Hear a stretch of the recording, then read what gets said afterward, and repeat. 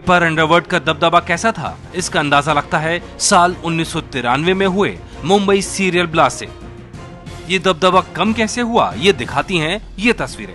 ये तस्वीरें हैं साल 1998 की, जहां तत्कालीन गृह मंत्री गोपीनाथ मुंडे एक पुलिस स्टेशन के अंदर बैठे नजर आ रहे हैं। काम करने का यही तरीका हुआ करता था गोपीनाथ मुंडे का, अपराधियों पर सीधी कार्रवाई और पुलिस का मनोबल बढ़ाना। 14 अक्टूबर 1998 को दिया गोपीनाथ मुंडे का ये बयान भी उनके इस जज्बे को बयां कर रहा है। हत्याएं हुई है ये फैक्ट है, लेकिन टोटल क्राइम जो है स्टेट का गए साल की तुलना से कम है। और अभी तक इस साल में जो हत्याएं हुई हैं, गए 10 साल में वार्षिक इसका एवरेज है 375 और 94 में के पूर्व 3 साल हत्याओं का प्रमाण 91 474, 92 488 और 94 में 687 ये प्रमाण रहा है। उससे हत्याएं कम है और 100 से भी ज्यादा ऑफिसर इसके इन्वेस्टिगेशन में लगाए हैं।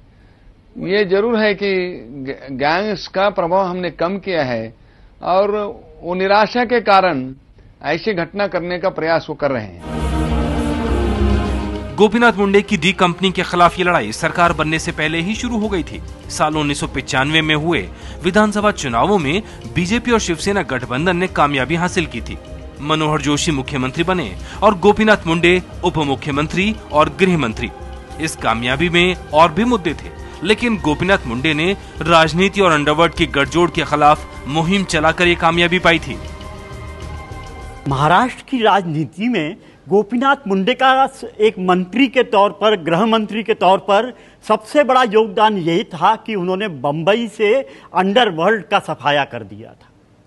और ये बात इसलिए महत्वपूर्ण मानी जाती है क्योंकि एक समय ऐसा था जब लोग ये मानते थे कि जो है बंबई पर तो सिर्फ जो है अंडरवर्ल्ड की ही तूती बोलती है, जो अंडरवर्ल्ड चाहता है वो जो है वो बंबई में होता है। उसकी जड़ें हर जगह फैली हुई हैं और गोपीनाथ मुंडे ने तो एक तरह से समझ लीजिए अपने चुनाव प्रचार अभियान में अंडरवर्ल्ड को बहुत बड़ा मुद्दा बनाया था। जिस दौरान गृह मंत्री बने थे गोपीनाथ मुंडे, उस दौरान मुंबई में अंडरवर्ल्ड अपने चरम पर था, हावी था शहर पर अंडरवर्ल्ड। तमाम गैंग्स जो है उनकी ओर से शूटआउट्स होते थे, हर दिन 1 या 2 लोगों को गोलियां मारी जाती थी, गैंगवॉर होते थे।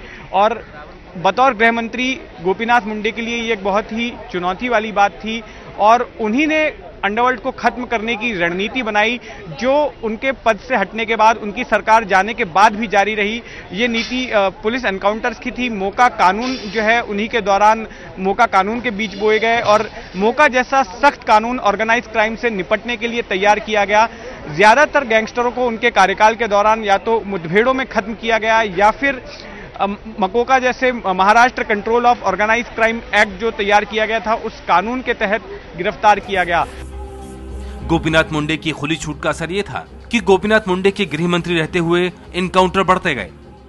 साल 1995 में 9 इनकाउंटर हुए, साल 1996 में गैंगस्टर के 58 इनकाउंटर हुए, साल 1997 में 71 गैंगस्टर मारे गए, साल 1998 में 48 गैंगस्टर मारे गए। इसके बाद मुंबई के हालात बदलने लगे।